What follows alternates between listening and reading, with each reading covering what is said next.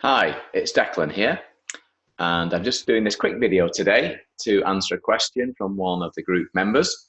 And it's a question from Dennis, and it is, will I be able to play in all keys? So that means musical keys. So first of all, I'll just explain what a musical key is. It's one of the, it is a complicated thing to try and explain, but I will do my best. A musical key is a scale of notes. And basically, what a scale of notes is a bit like the do, re, mi, fa, sol, la, ti range of notes. So that would sound like this. So this is a scale. And it starts again. So do, re, mi, fa, sol, la, ti, or 1, 2, 3, 4, 5, 6, 7, or C, D, E, F, G, A, B. So there's various ways you can call that scale, but that would sound correct to our ears because in Western music, a scale is actually constructed with a certain number of gaps in between each note, and then that sounds correct to us. So you might be thinking they're all even, but they're not actually all even. If you take a look at a piano keyboard, you will see that there's 12 actual notes in the same scale from there to there that I played the 7 white ones, 1, 2, 3, 4, 5, 6, 7. There's also 5 black ones. So the entire scale is made up of 12 what we call half notes or semitones. And they are 1, 2, 3, 4, 5, 6, 7, 8, 9, 10, 11, 12. And then you're back to the start of the next octave. So now playing all those half notes,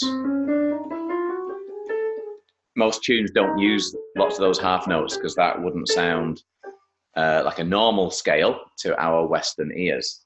So the Western music scale is made up out of, you play the first note and then you play 2 half notes. So you either call that one whole tone or 2 half tones, whichever way you want to call it.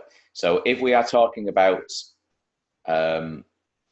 whole tones, which means then moving up 2 keys, black or white, then you go, that's the first one, that's halfway between, so that's a whole tone. And you do another whole tone, so that's the next whole tone. So we've got, now the next note is a half tone. So you'll see the next white note is right beside that note. So that's a half tone. But that sounds right to our ear. So it's a, play the first note, then it's a whole tone, a half tone. Then you do a whole tone, so you skip the black one, another whole tone, skip the black one, another whole tone, split the black one, and then a half tone, you're back to the first note again. So it's whole, half, whole, half. And this might sound really complicated, but that scale, which is the whole, half, whole, half, then you can start that scale from any note on the keyboard. And that is why you might see people playing lots of black notes. Usually that's because they will be starting a tune, not starting from that note, which is C, or I call it 1 in the standard way of learning deck play. You could start that same scale from any note. So I'll choose like a note like A.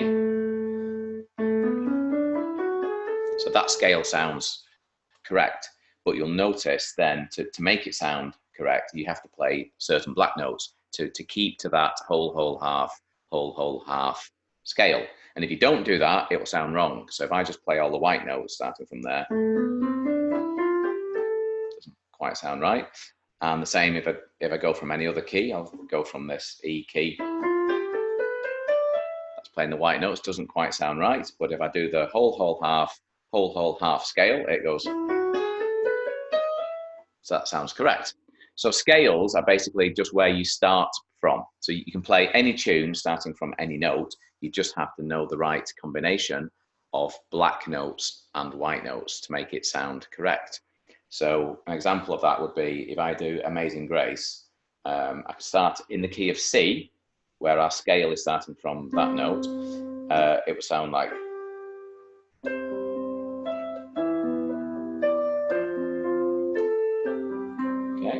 but I could also start that same tune starting in the key of E.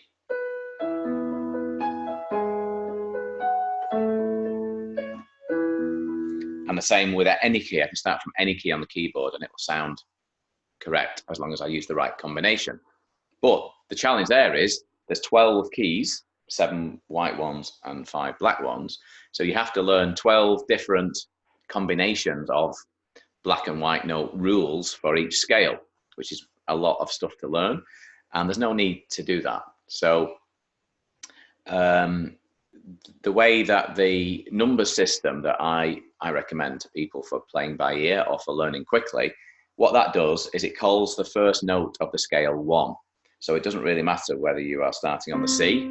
It's a bit like the do, re, mi. Do is the starting point of the scale. It doesn't matter which note you're starting on. So this would be do, re, mi, fa, sol, la, ti, do. And this would be do, re, mi, fa, sol, la, ti, do. So it's a relative starting point. So that's why I use numbers, not letters, because letters are a fix. That is always note C on the keyboard, irrespective of what scale you're in. But that's why you then might have to play a C sharp. And it's a lot more complicated than just using numbers. So starting off, I recommend just use the numbers. Just play in the key of C when you're starting, because that's all the white notes. And if you have a keyboard with a transpose button on it, then you never need to learn any of the other scales ever, because rather than learning all the other scales, you can simply use the transpose button to make the sound come out in the other scales whilst you're still playing the same notes. So if I do Amazing Grace in the key of C, if I use the transpose button up and put it up a few notes, I'm playing the exact same notes,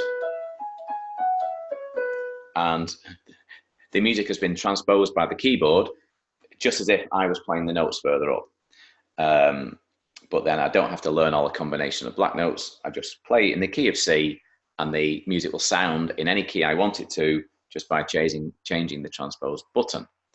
So most people then that have this type of electronic keyboard would never need to learn to play in any key other than C.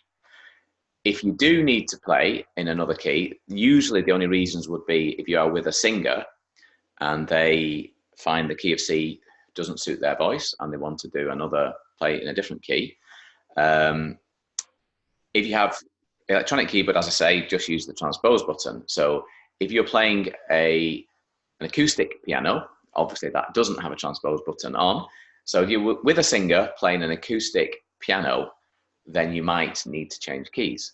So I find at parties, you usually only need to play in a couple of keys. So I generally would play in the key of C, which is all the white notes, or the key of G, which has only got one black note, which is the F sharp. So it's... and the reason I generally use those two keys if I'm playing at a party, because if you're in a room full of people, there is no perfect key that suits everybody's voice, because everyone's voice will be slightly different. So what you're talking about is a room average of voices. And if the key of C is too high or too low, then if you flip it into G, that's halfway between the next octave C. So you are moving it up by 1, 2, 3, 4 notes higher. So if you call C 1, then you add 4 notes more, so you're going up, so effectively starting on note 5. 1, 2, 3, 4, 5.